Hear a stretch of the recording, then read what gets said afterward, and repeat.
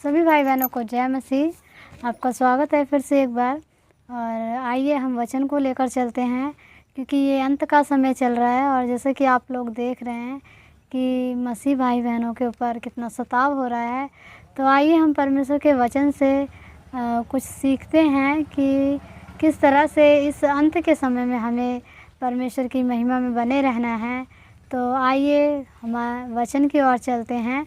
और वचन हमें क्या बताता है, जब आप प्रकाशित वाक्य यूहन्ना का प्रकाशित वाक्य आप पढ़ते हैं तो वहाँ पर जो बातें लिखी हुई हैं, सचमुच अगर उन बातों को जो हम अपने जीवन में लागू करते हैं तो सचमुच उन बातों से हमें एक आशा और एक धैर्य उत्पन्न होता है हमारे अंदर कि सचमुच प्रभु हमारे साथ है। जब आप वचन को पढ़ेंगे तभी आपको विश्वास होगा और पवित्र आत्मा आपको साहस देगा इस अंत के समय में, इस कलेश के समय में हमें किस तरह से परमेश्वर की महिमा करनी है। जब आप यूहन्ना के प्रकाशित वाक्य 1:3 में पढ़ते हैं, 1 अध्याय के 3 पद से, तो वहाँ पर स्पष्ट रूप से लिखा हुआ है कि धन्य है वे जो इस भविष्यवाणी की वचन को सुनता है, पढ़ता है और इनको मानता है।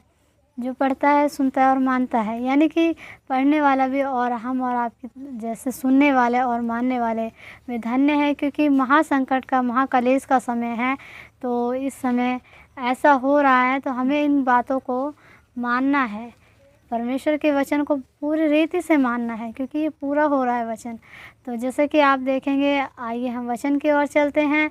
जब आप यूहन्ना के प्रकाशित वाक्य में जब 7 अध्याय के 13 से लेकर 17 पद तक आप पढ़ते हैं तो वहाँ पर स्पष्ट रूप से लिखा हुआ है। वहाँ पर ये जो प्राचीन थे, तो जो यूहन्ना परमेश्वर के दास थे, वो पवित्र आत्मा से भर गए थे। तो इस पर जब वो परमेश्वर की इन सब बातों को जब परमेश्वर ने दर्शन के रूप में दिखाया तो उनसे पूछा, इस पर प्राचीनों ने मुझसे पूछा कि ये जो सफ़ेद वस्त्र पहने हुए सिंहासन के सामने खड़े हुए हैं, ये कौन है?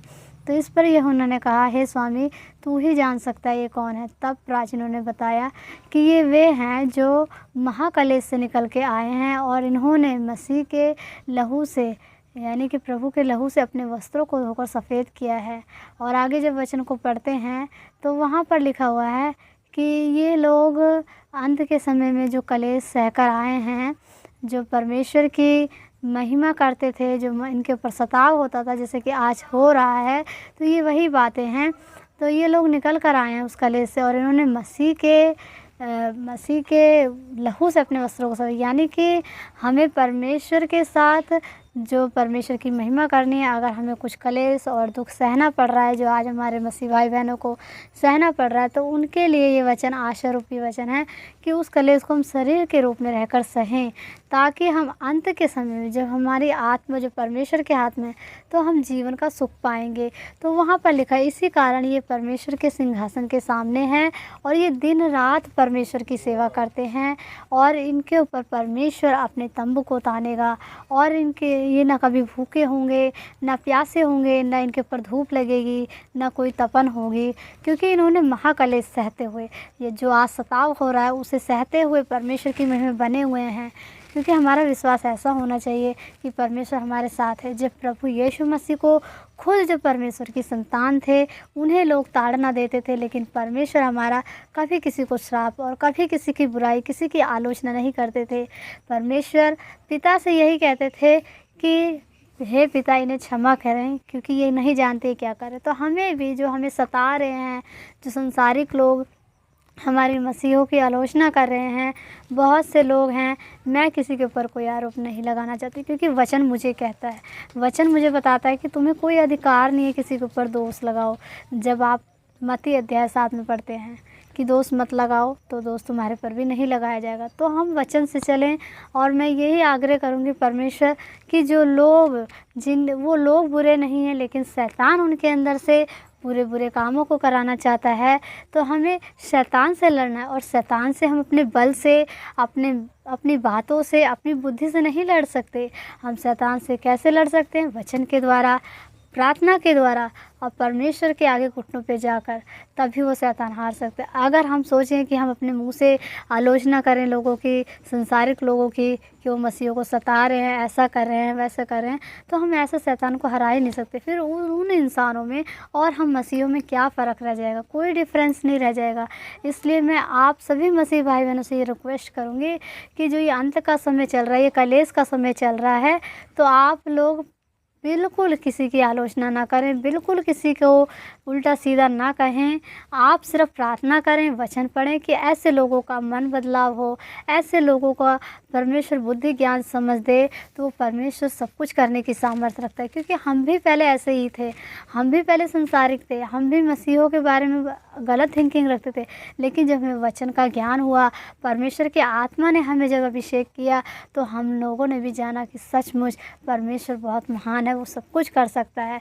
तो हमें प्रार्थना करनी है, वचन पढ़ना है ऐसे लोगों के लिए, स्पेशली जो लोगों को मसीह लोगों को सता रहे हैं, उनको परमेश्वर के सम्मुख रखना है। क्योंकि प्रार्थना की सामर्थ्य इतनी बड़ी होती है कि वो सब कुछ कर सकती है। जब पौलुस और सिलास से जब आप पढ़ेंगे प्रेरितों के काम, तो उसमें आप जब उसके 16 अध्याय के 25 पद में पढ़ेंगे, तो वहाँ पर जब प्रार्थना करते हुए स्तुति भजन गा रहे थे, तो इतनी बड़ी सामर्थ आई कि एक भूकंप आया और वो सारे बंधन टूट गए, बंदी गृह के दरवाजे खुल गए। तो वचन हमें हर तरह से गाइड करता है। वचन हमें बताता है कि हमें सिर्फ प्रार्थना और परमेश्वर की आराधना करनी है, वही हमारे लिए काफ़ी है। हमें ये नहीं कि हम एक दूसरे की आलोचना करें, एक दूसरे के ऊपर दोष लगाएं कि आप ऐसा क्यों करें। नहीं, बिल्कुल नहीं मेरे मसीह भाई बहनों। तो आप लोग प्रार्थना में बने रहिए, जितना भी हो सके दिन रात प्रार्थना कीजिए। क्योंकि अगर ऐसा आप करते हैं तो वचन हमें बताते कि फिर कभी भूखे प्यासे नहीं, उनके ऊपर कोई तपन नहीं होगी, कोई धूप नहीं लगेगी, और जो मेमना जो सिंहासन के सामने है वो उनकी रखवाली करेगा, वो जीवन जल के पास ले जाया करेगा, और परमेश्वर उनकी आंखों से सारे आंसू पोंछ देगा। तो हमें उस चीज़ का वेट करना है, उस आत्मिक शांति और उस आत्मिक सुख का। क्योंकि शरीर तो नाश होना ही है एक दिन। अगर हम परमेश्वर की महिमा करते हुए अपने शरीर को नाश करते हैं, अगर हम परमेश्वर की महिमा बने होकर अपने आप को, अपने शरीर को त्याग देते हैं या लोगों के सताव के कारण, तो इससे बड़ी बात हमारे लिए क्या हो सकती है। हमें कभी अपने दुख से नहीं घबराना है, इन परिस्थितियों से नहीं घबराना है, और भी दृढ़ होना है। जितना लोग सताए उतना और ही प्रभु की महिमा में बने रहना है। क्योंकि हमें पीछे नहीं हटना है, क्योंकि प्रभु महान है, वो अपने बच्चों को कभी दुखी नहीं देखेगा। लेकिन वचन पूरा हो रहा है, तो इस वचन के द्वारा मैं आपको यही कहना चाहूँगी कि जितना भी दुख, जितना भी सताव, शैतान जो गलत लोगों से गलत करके उन लोगों को, क्योंकि गलत कोई नहीं होता है, परमेश्वर मुझे क्षमा करे, उनके बुद्धि विचारों को बुरा करके वो मसीहों के विरुद्ध भड़का रहा है।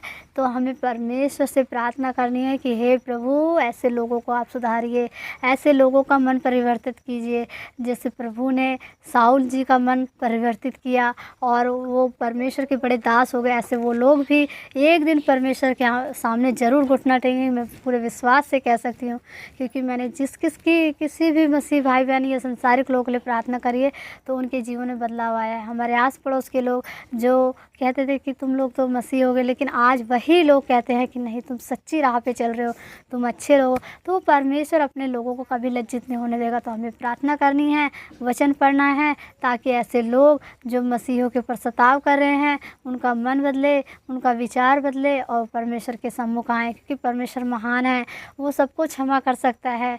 लेकिन अगर हम सोचें कि बुराई करके, आलोचना करके, तो ऐसा हमारे परमेश्वर को नहीं अच्छा लगेगा, क्योंकि हम वचन से खिलाफ कुछ भी नहीं कर सकते। तो इस वीडियो में इतना ही। ऐसे ही आगे भी वचन के साथ हम मिलेंगे। परमेश्वर आपको बहुत ब्लेस करे, बहुत आशीष दे। अगली वीडियो में मिलूँगी, तब तक के लिए जय मसीह।